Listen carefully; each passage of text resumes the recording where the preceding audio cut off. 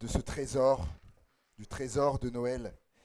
Et comment Lara a retrouvé finalement du coup euh, cela dans une malle, dans une malle. Et on aurait pu euh, se dire clairement que c'était un trésor caché, finalement. Parce que peut-être que, et même probablement, que lorsque Lara allait chez sa mamie, il y avait cette Bible qui était là dans cette malle, mais Lara ne le savait pas, jusqu'à ce qu'elle elle monte chercher les lunettes de sa grand-mère, un trésor caché. Et ça m'a rappelé deux histoires que j'ai vues, je ne sais pas si vous avez vu ça. On va mettre, s'afficher la première, et puis par laquelle je commence. Je ne sais pas si vous avez vu ça dans le Parisien, soit Parisien TV ou le journal, ce jeune homme plombier voilà, découvre un trésor dans un grenier, donc dans ce grenier-là où il faisait donc des travaux de plomberie. Et je vais vous lire une partie donc de l'article. C'est lui qui raconte, hein, il dit je suis monté au grenier, voilà, comme Lara. Je suis monté au grenier pour vérifier les canalisations relatives et j'ai vu qu'à un endroit, le parquet était un peu soulevé. Et c'est là, il dit, que j'ai trouvé une mallette. Dans cette petite valise en métal rouillé, qu'il présente à la propriétaire des lieux, il découvre dedans donc, des bijoux, dont une boucle de ceinture en diamant, une montre en or, un gousset en or, accompagné de 5 pièces d'or, une chevalière en or, des bons porteurs, une liasse de 10 000 anciens francs, une des pièces datant de 1902, estimée à 1 250 €, juste la pièce. Euh, et donc, il trouve ce trésor-là, qui est déjà conséquent. Mais également, il y a euh, une autre, dans un autre journal, qui raconte donc également qu'il y a une famille, du coup, alors qu'ils avaient entrepris donc des travaux, donc une commune près de Quimper, donc en Bretagne, un couple a eu l'incroyable surprise de tomber sur 239 pièces datées des règnes de Louis XII et Louis XIV. Les ouvriers, trois artisans, tailleurs de pierre, ont ainsi découvert une boîte remplie de pièces d'or dans un mur et une bourse, elle aussi pleine de pièces, au-dessus d'une poutre. Voilà, du coup, voilà, plombier, des artisans, tailleurs, on peut trouver le gros lot en étant artisan. Hein. On peut trouver le gros lot, hein, chez les gens, dans les greniers, etc. Et pourquoi je sais? Parce que peut-être que à la suite de ça, certains vont regarder leur chez eux ou leur grenier un peu différemment. Il y a des trésors. Et là, je vous en ai juste cité deux. Mais il y a eu plusieurs histoires comme ça de gens qui ont trouvé des trésors. Et, euh, et là, il était question, donc c'était là dans des maisons. Et on va lire ensemble le Proverbe chapitre 15. Proverbe chapitre 15, verset 6, qui nous dit ceci. Dans la maison du juste, il y a un grand trésor, mais le revenu du méchant, il y a du trouble. Dans la maison du juste, il y a un grand trésor. Vous pourrez dire, mais c'est qui le juste? Dans la maison du juste, c'est qui le juste? Parce que la Bible dit que il n'y a pas un juste, pas même un seul. Il n'y a personne qui soit juste. On est tous pécheurs, on a tous péché, on a tous commis des fautes. La Bible, il n'y a aucun qui est juste. Bah alors, pourquoi? Il dit, dans la maison du juste, il y a un trésor. Oui, il n'y a aucun juste. Le seul juste qui est, c'est Jésus. Et en fait, il y a quelques jours, je lisais ça voilà, dans le livre de l'Apocalypse, où Jésus dit, je frappe à la porte. Si quelqu'un entend ma voix, qu'il ouvre, j'entrerai chez lui. Et, euh, et ça m'a parlé de ça. Lorsque Jésus entre chez nous, dans notre cœur, lui qui est le juste, et bien du coup, lorsqu'il entre dans notre cœur, et bien il fait de nous, du coup, quelqu'un de juste. C'est pas nous, mais c'est lui, c'est sa justice, à lui, à lui. Qu'on soit homme, femme, jeune, moins jeune, du coup, on devient un juste. Et il dit, dans la maison du juste, il y a un grand trésor. Parce que normalement, lorsque Jésus entre dans notre cœur, qu'on devient juste, normalement, dans notre maison, il doit y avoir un livre qui se présente comme ceci ou autrement, ou qui se nomme la Bible. Normalement, chez le juste, dans sa maison, il y a ça. Et en fait, on va le voir, le trésor, il est là, en fait, le trésor. Dans la maison, dans la maison du juste. Et pas de pièces d'or ou de diamants, mais le juste, il a ça, la Bible, et c'est un grand trésor. Et vous savez, c'est exactement comme un coffre ou une malle. Quand vous voyez ça, vous dites pas qu'il y a un trésor. Même les gens qui ont trouvé des trésors, lorsque ils ont eu une malle comme ça ou autrement, tu ne peux pas te dire qu'à l'extérieur, de l'extérieur, c'est du moi, mais à l'intérieur, il y avait un trésor. Et c'est pareil en fait pour la Bible. Vous se dire, mais David, c'est la Bible. Ça n'apparaît pas comme ça, c'est pas incrusté de diamants, Bible en or, mais à l'intérieur, mes amis, à l'intérieur là, le trésor qu'il y a à l'intérieur. Et Psaume 19, verset 8, et vous allez comprendre pourquoi on parle de trésor qu'elle recèle à l'intérieur. Psaume 19, verset 8. Psaume 19, verset 8. Peut-être un peu petit pour ceux qui sont en fond, je vais le lire. La loi de l'Éternel est parfaite, elle restaure l'âme. Donc il est question donc de la Bible. Elle restaure l'âme. Le témoignage de l'Éternel est véridique, il rend sage le simple. Les ordres de l'Éternel sont droits, ils réjouissent le cœur. Le commandement de l'Éternel est limpide, il éclaire les yeux. La crainte de l'Éternel est pure, elle subsiste à toujours. Les ordonnances de l'Éternel sont vraies et elles sont toutes justes. D'ailleurs, on les trouve où les ordonnances de l'Éternel? On les trouve où? Elles sont dedans. Elles sont toutes justes et elles sont plus précieuses, plus précieuses que l'or, même que beaucoup d'or fin. Plus douce que le miel, même que le miel que coulent les rayons. Qui coule des rayons. Première chose, elle restaure l'âme. Elle restaure l'âme. Quand vous allez regarder sur Internet, restaurer, j'ai été regardé, tapez restaurer, ce qui est noté en premier, il y a marqué réparer, remettre en bon état, remettre en état ce qui avait été détérioré ou dégradé. Les artisans qui sont dans le bâtiment, dans la rénovation, ils le font. Ils le font ça. Ils restaurent ceux qui étaient abîmés et ils en font quelque chose de beau. Et en fait, il dit que en fait, c'est ce qu'elle fait. C'est ce qu'elle fait, la Bible. Vous savez, la vie, des fois, la vie, elle nous a abîmés. La vie, elle nous a abîmés. Notre vécu, notre histoire nous a abîmés. Le péché nous a abîmés, a dégradé notre âme. Et la Bible est capable donc de réparer, de remettre en bon état ce qui a été abîmé, en nous. La deuxième chose, restaurer, comme vous regardez, la deuxième chose, c'est nourrir quelqu'un. Nourrir quelqu'un, restaurer, bah oui. Et le corps, comme le corps a besoin de nourriture, notre âme, parce qu'elle restaure l'âme, notre âme a besoin de nourriture également. Matthieu 4,4, l'homme ne vivra, c'est Jésus qui parle, l'homme ne vivra pas de pain seulement, oui, il lui en faut pour son corps, pour nourrir son corps, mais l'homme ne vivra pas de pain seulement, mais de toute parole qui sort de la bouche de Dieu. Son âme, l'homme, son âme a besoin de ce qui sort de la bouche de Dieu, et c'est quoi? C'est la parole de Dieu, c'est la Bible. La deuxième chose, il dit donc, elle restaure l'âme. Deuxième chose, elle rend sage. Elle rend sage. Proverbe 21, 19. Proverbe 21, 19 nous dit, mieux vaut habiter dans une terre déserte qu'avec une femme querelleuse et irritable. Et je vous rassure aussi, il y a des hommes, il y a des hommes aussi querelleurs et irritables. Regardez la suite, je crois. La suite, c'est quoi? La suite du verset, si on a le même. Tiens, verset 20. De précieux trésors et de l'huile sont dans la demeure du sage.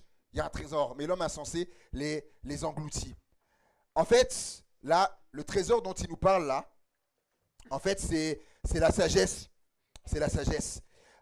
Et la Bible, c'est un trésor qui peut nous rendre sages.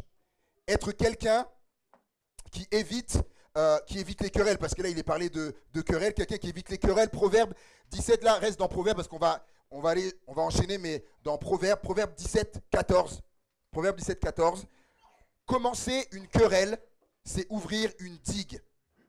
Avant que la dispute s'anime, retire-toi. Commencer une querelle, c'est ouvrir une digue. La Bible nous dit, mais avant qu'une querelle, en fait, si j'ouvre une querelle, après, vous savez, une digue là, après, tu peux plus l'arrêter. Tu peux plus l'arrêter. Mais il dit, avant que la dispute s'anime, retire-toi. La sagesse, c'est, oui, retire-toi, avant que tout n'éclate, n'explose, etc. Retire-toi, c'est ça la sagesse. Proverbe 30-33. Proverbe 30-33. Car la pression du lait produit de la crème. La pression du nez produit du sang. Et la pression de la colère produit des querelles. Proverbe 18-6. Proverbe 18-6. Les lèvres de l'insensé se mêlent aux querelles et sa bouche provoque les coups. Vous savez, si vous voulez faire une bêtise et envenimer des querelles, eh bien, allez vous mêler de choses, de querelles qui ne vous regardent pas. Allez-y, faites ça et vous allez voir ce que ça va donner. Mais de faire ça, c'est pas être sage de faire ça. Ces gens d'ailleurs vont vous dire, mais tu te mêles de quoi? Eh oui, sur ça, ils ont raison. Si ça ne me concerne pas de les affaires, ça me concerne pas. C'est ça la sagesse. Et Proverbe 15-18. Proverbe 15-18. Un homme violent excite des querelles, mais celui qui est lent à la colère apaise les disputes. Un homme violent excite des querelles, mais celui qui est lent à la colère apaise les disputes. Là, il est là le sage, ou la sage, qui est lent à la colère, qui apaise les disputes. Proverbe 10, verset 12. Proverbe 10, verset 12. La haine excite des querelles, mais l'amour couvre toutes les fautes. Proverbe 13, 10. Proverbe 13, 10. C'est seulement par orgueil qu'on excite des querelles. Là, il nous révèle la cause. C'est seulement par orgueil qu'on excite des querelles. Mais la sagesse est avec ceux qui écoutent les conseils. Proverbe 20, verset 3. C'est une gloire pour l'homme, la femme, de s'abstenir des querelles, mais tout insensé se livre à l'emportement. Et tout ce que je viens de lire là, le livre des proverbes, c'est, vous trouvez ça dedans.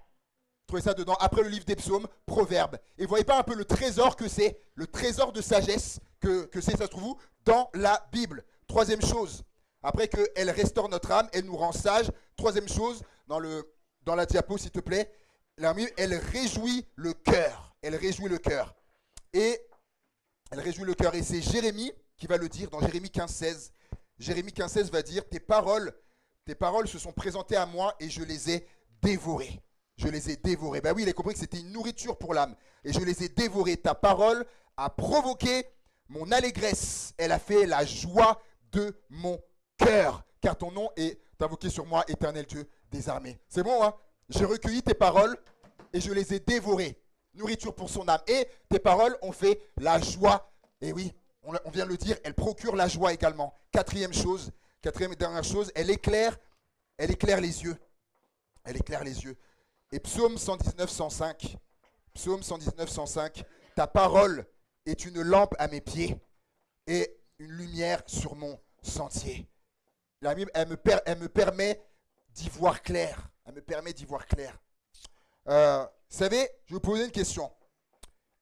Si vous pouvez faire un choix, même les enfants, si vous pouviez choisir, oh là là, entre un trésor, comme on a vu tout à l'heure là, avec toutes les pièces d'or, entre un trésor, là, je crains la réponse. Si vous devez choisir entre ça, un trésor, ça, et la Bible, mais vous ne pouvez pas faire autre chose. Ah ben les deux, non. Si tu dois choisir soit les pièces d'or ou la Bible, choisissez quoi? Wow. Voilà. Oh, merveilleux. Même pas prévu, même pas prémédité. Ça, c'est merveilleux. Magnifique. Magnifique. Même moi, je m'étais dit que, il y en a un qui va dire, mais oh, les pièces. Waouh. Waouh. Vous savez, je vous demande ça parce qu'à une époque, à une certaine époque, il y a très longtemps, il y a un homme fortuné qui a posé la question à ses serviteurs. Un homme qui était très très très riche, très très très riche. Et il leur a dit ceci, écoutez bien. Donc quand la Bible était rare, un homme fortuné, donc très riche, il avait beaucoup de pièces d'or, À l'occasion de ses 70 ans, on lui fait un cadeau à ses employés. Il les appela et s'adressant au palefrenier, il lui dit, je désire vous faire un cadeau pour mon anniversaire. Choisissez entre une Bible et ce louis d'or, donc c'est les pièces d'or. Monsieur, répondit son employé, si je savais lire je prendrai bien la Bible, mais l'argent me sera plus utile.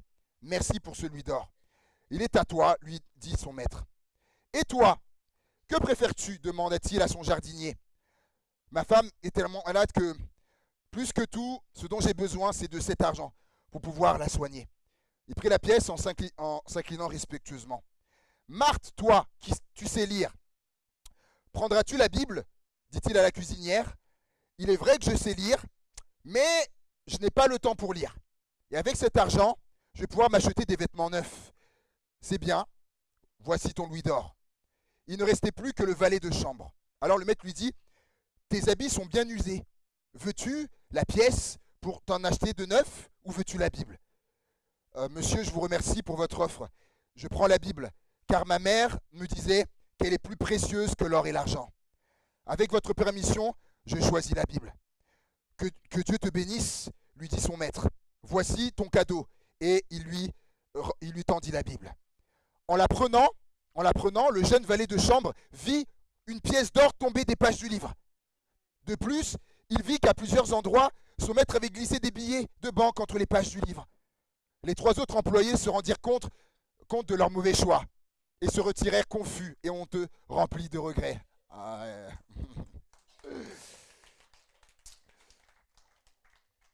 Alors lui avait fait son choix. Il avait choisi la Bible. Et Dieu a permis qu'il ait plus. C'est cadeau de Noël, quoi. Cadeau de Noël en plus. Alors, si un jour on vous remet une Bible, je ne dis pas qu'il faut vous attendre à voir tomber une pièce d'or. Hein. De la Bible, même en acheter une, ceux qui n'en ont pas. Dire tiens, une pièce d'or, où il y aura peut-être des billets dedans. Non. Ou peut-être s'il y a une pièce d'or, peut-être une pièce en chocolat, peut-être. Mais c'est bien plus précieux que ça. Et d'ailleurs, le psaume 119, 72, je ne sais pas si je l'ai mis, oui, merci. Psaume 119, 72 dit, il dira, mieux vaut pour moi la loi de ta bouche, c'est-à-dire la parole, que 1000 objets d'or et d'argent. Mieux vaut pour moi ta parole que 1000 objets d'or. Mais pourquoi? Vous savez, une pièce d'or, elle ne peut pas restaurer votre âme, ton âme qui est abîmée. Ton âme qui est abîmée, qui est meurtrie. Une pièce d'or ne peut pas restaurer ton âme. Mais la Bible, si. Une pièce d'or ne peut pas te rendre sage. Une pièce d'or ne peut pas te donner la vraie joie du cœur. Mais la Bible aussi. Une pièce d'or ne peut pas m'éclairer, me dire où me diriger, quelle direction prendre. Et lorsque je suis revenu sur le message ce matin, j'ai vraiment à cœur, il y a quelqu'un là, dans l'auditoire, qui se questionne là, par rapport à son avenir, quel choix, etc., quelle direction prendre, tu sais pas. Et il y a vraiment cet effort sur mon cœur. Il y a quelqu'un qui est là comme ça. C'est pas une pièce d'or ne pourra pas te diriger, mais Dieu à travers sa parole, il pourra te diriger. C'est quelqu'un, tu n'as pas encore fait l'expérience de la parole de Dieu. Et la Bible dit que quel est l'homme ou la femme qui craint l'Éternel, c'est dans les psaumes. Il lui montrera la voie qu'il doit choisir. Retiens bien, c'est pour toi si tu te reconnais. Quel est l'homme qui craint l'Éternel? Dieu lui montrera la voie qu'il doit choisir. Dans le psaume 25. Une pièce d'or ne peut pas te conseiller. Une pièce d'or ne peut pas t'apporter la paix intérieure que tu recherches. Mais la Bible aussi, une pièce d'or ne peut pas t'apporter du réconfort. Lorsque tu es triste, non, une pièce d'or, je suis désolé. Lorsque tu es triste, une pièce d'or ne peut pas t'apporter le réconfort. Mais ce que tu liras à travers la Bible, eh bien si. Une pièce d'or ne peut pas te relever, ne peut pas me relever quand je suis à terre. Et une pièce d'or ne peut pas m'encourager quand je suis abattu. Mais la Bible, si. La Bible, si. Et certains gens, mais comment un livre peut faire tout ça? Comment un livre peut faire tout ça? Eh bien, parce que la parole de Dieu, la parole, c'est quelqu'un, la parole. Si tu pourras mettre, s'il te plaît, Jean chapitre 1er, verset 1. Et on va lire jusqu'à quand je vais le lire et j'arrive à la fin. Jean 1, verset 1. Au commencement était la parole.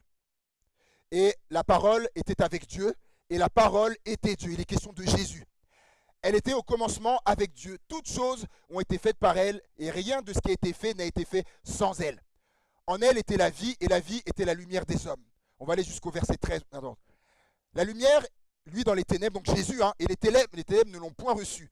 Il y eut un homme envoyé de Dieu, donc c'est Jean-Baptiste, son nom était Jean, son cousin. Il vint pour servir de témoin, pour rendre témoignage à la lumière, afin que tous croient par lui. Lui n'était pas la lumière, mais il parut pour rendre témoignage à la lumière. Cette lumière était la véritable lumière qui, en venant dans le monde, éclaire tout homme. Elle était dans le monde, et le monde a été fait par elle, et le monde ne l'a point connue. Elle est venue chez les siens, donc Jésus est venu, et les siens ne l'ont pas reçue. Mais à tous ceux qui l'ont reçue, à ceux qui croient en son nom, elle a donné le pouvoir de devenir enfants de Dieu, lesquels sont nés, non du sang, ni de la volonté de la chair, ni de la volonté de l'homme, mais de Dieu. Et verset 14, on va 14 pour le terminer.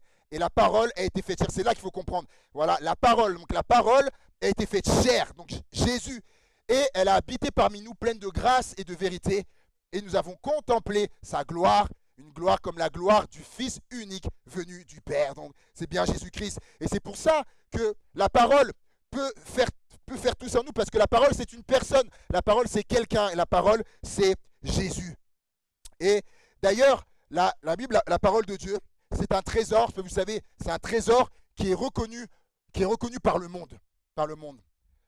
Il y a quelques années, je ne sais pas si vous l'avez vu, il y a donc l'UNESCO qui a fait une exposition qui était intitulée La Bible, patrimoine de l'humanité. Oui, certains peut-être se rappellent de ça. Et à cette occasion, d'ailleurs, je dis au passage comme ça, il n'y a pas d'autres livres sacrés qui ont reçu le titre de patrimoine de l'humanité. Et il est dit, donc, celle qui était en charge de ça, donc cette femme-là, je vais vous le lire. Madame Irina Bokova, directrice générale de l'UNESCO à ce moment-là, elle dit, je suis très honorée de vous accueillir ce soir au siège de l'UNESCO. C'est avec joie que je déclare ouverte en nos murs la captivante exposition consacrée à la Bible, patrimoine de l'humanité. Je suis heureuse que notre organisation se fasse l'écrin d'un texte millénaire auquel continue de puiser à travers le monde un nombre considérable de chercheurs, de croyants, de lecteurs et d'érudits, donc des savants. La Bible offre tout ce qui élève, tout ce qui rapproche de la dignité. En dépit de tous les heurts et cours des époques successives de l'histoire, la Bible défie le temps, car les textes sacrés sont intemporels. Ils portent à travers les siècles la force de la pensée et de la parole consignée. Ce sont des œuvres si puissantes, érigées par l'esprit de l'homme, que nul ne peut les araser. Selon les approches, la lecture de la Bible permet de retirer un sens de l'histoire, d'approcher une source spirituelle de l'humanité, mais la Bible enchasse aussi des qualités profondes, littéraires, philosophiques, poétiques, intemporelles. Elle a fait naître des expressions artistiques multiples et admirables. Elle lie à la foi, mais aussi au savoir. L'influence de la Bible transcende les limites de la culture judéo-chrétienne. C'est un trésor, clairement que c'est un trésor pour l'humanité. Elle dit, la Bible, vous savez que notre système de justice, le système judiciaire, il est basé sur quoi? Sur les 10 commandements. Il est basé sur les 10 commandements, tu ne tueras point, etc. C'est ça la base. Il y a plein d'expressions qu'on utilise couramment, qui servent récolte la tempête. Il y a plein d'expressions qui sont tirées d'où? De la Bible. Et c'est un trésor, la Bible, pour l'humanité. Et ce n'est pas étonnant que, je pose la question, que ce soit le livre le plus vendu de toute génération confondue et de tout temps encore aujourd'hui. C'est le livre le plus vendu chaque année depuis des lustres. C'est le livre le plus vendu.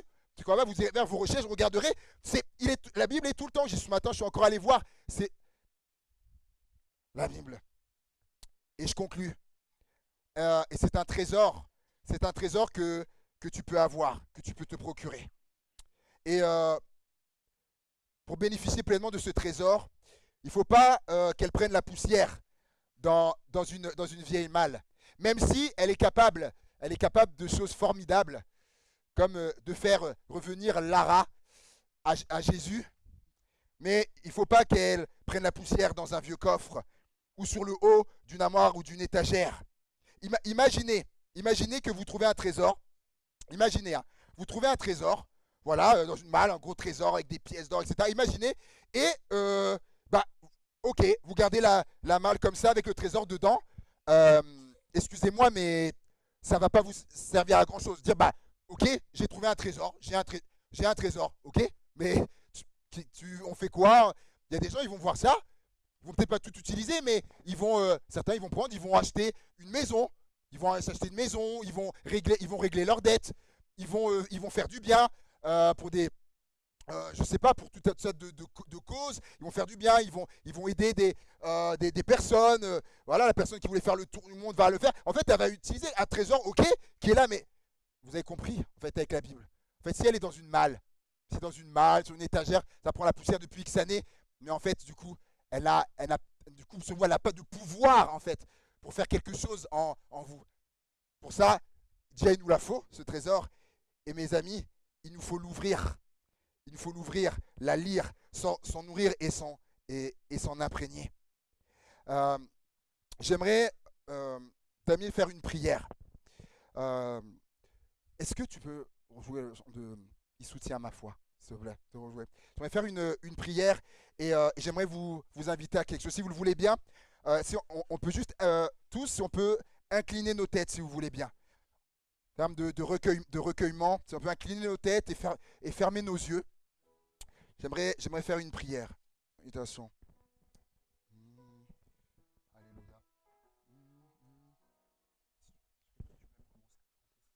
Alléluia.